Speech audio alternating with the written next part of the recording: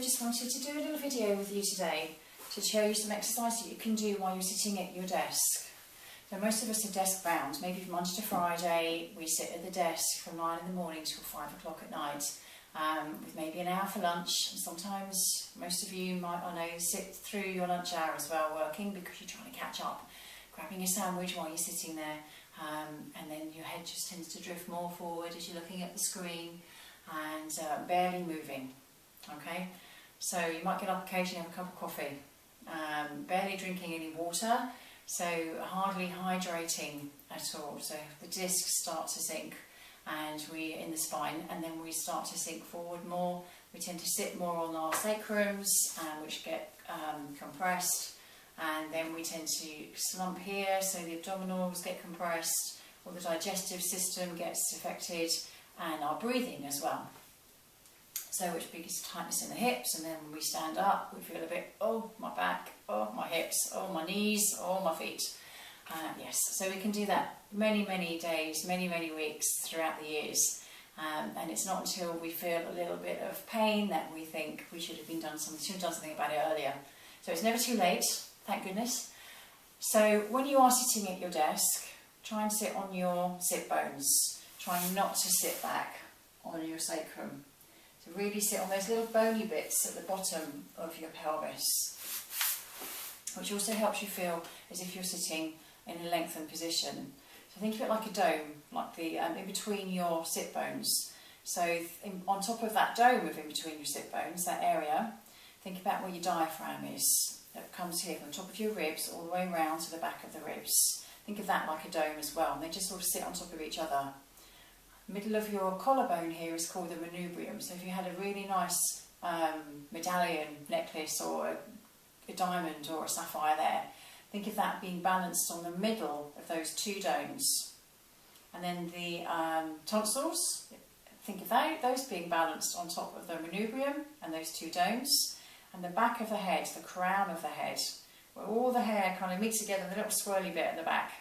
Imagine that somebody's lengthening, picking that up and lengthening you tall towards the ceiling, but that is also balanced in the middle of the manubrium, the tonsils, the manubrium, and the two domes, helping you stay centred.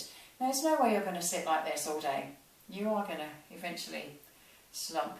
So put a little reminder on your computer that for every 20 minutes to correct it, move about. You can change your foot position, change your hip position, put your keyboard on your lap, you can change the mouse position, put your feet up on the desk if your boss will allow you, just move. Okay, the problem is we sit there and we do nothing, and we're typing and we're working, but the body is in the same position, and that's when we start to get issues. So I've got a little set of weights here. They're 1 kilo, they're not very heavy, you don't have to have weights at all, it's just I just happen to have them by my side.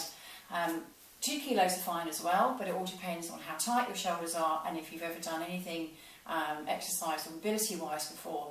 So let's talk you through some stuff. Okay, so I'm going to start with my hands on my shoulders, and I'm going to take one hand towards the corner in front of me and bring it back. And I'm going to go to the other side and bring it back. And then I'm going to go again.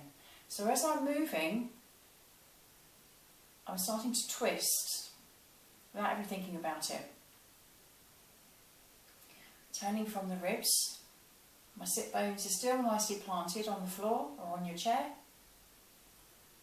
And now we're going to change it. We're going to start to take the arms in the opposite direction. So we're going to go to the opposite corner behind us. So we're starting to rotate. Nice and easy. Remember, you don't need to have the weights. I'm going to take the arms back, very slightly overhead, so lifting from the elbows towards the ceiling, letting my head go as well, looking up, but I'm not overly taking the head back. We're not crunching the back of the neck, just lifting from the chest bone. And then we're going to do both arms together.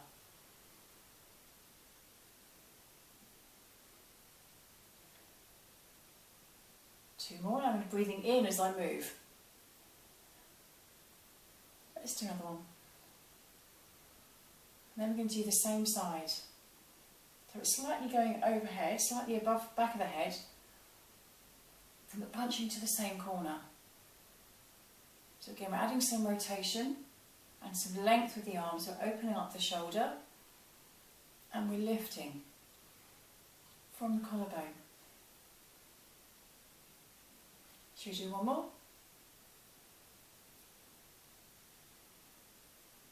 And then relax, roll your shoulders. And then come back the other way. So I'm going to let the weights go for a second. I'm going to bring my arms out here and then just draw circles with my hands. The shoulders are allowed to move on top of the ribs, just let them go, and then come back the other way.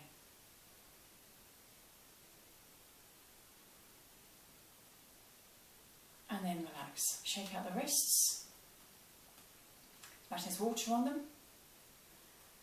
And then just start to circle the hands away from each other. Where you reach along with your fingers as if you're pulling the hands away from the forearm. So just creating space. And then come back the other way. You might feel them creaking and cracking a little bit. And then shake them out.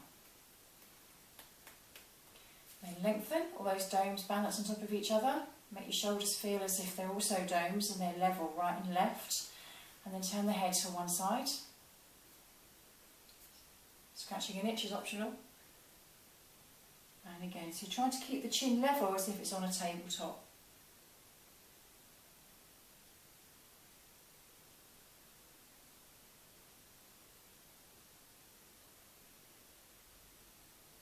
Last one on each side. And then ear to shoulder. And again, focusing on the shoulders dropping. Just taking the ear to the shoulder rather than the shoulder to the ear. Which is probably what you feel like doing. Last one. And then lengthen through the crown of the head again. So feeling as if someone's picking you up by the crown of the head. Now where the spine ends and where the skull of the head meets is the little point, it's the little tipping point that we're thinking about. So as you drop the head down, the chin down gently towards the chest, rather than bending from here, just let the skull just gently come forward as if it's about to just tip off the spine. And then slowly come back up, looking towards the ceiling, and again, slowly tipping forward, and then tipping back up, and again lengthening. And the spine stays long. 2 more. And last one. And then come back to centre. So enjoy practicing as many shoulder rolls as you can throughout the day. Even when you're not sitting at your desk and you're driving home, try not to drive in the position that you were sitting in earlier when you were slumped. So trying to drive in your car as you're sitting now with everything balanced on top of you. And when you're at traffic lights, roll your shoulders, do some head movements. Obviously, so it doesn't mean that you're sitting in the traffic when the light goes green because you're concentrating so much. But also when you're watching TV, when you're sitting on the sofa in the evening, you could be sitting there from 7 o'clock till 9 o'clock, or from 8 o'clock till 10 o'clock, depending on your schedule in the evening and how many hours you've got to yourself in the evening after putting the kids to bed and cooking the dinner and washing up and everything else. So just being mindful that when you are sitting on your sofa, trying to sit back on those sit bones and not sitting on your poor little sacrum. Okay, have fun practicing. Set little timers on your computer so you're reminded to do that. So if you're doing an 8-hour day, a couple of times before lunch and a couple of times after lunch. Okay, if you're doing a 4-hour day, try and get it in at least a couple of times during your 4 hours. Okay, take care and have fun practicing. My name is Mel Colley from melcolley.com. Thanks for watching.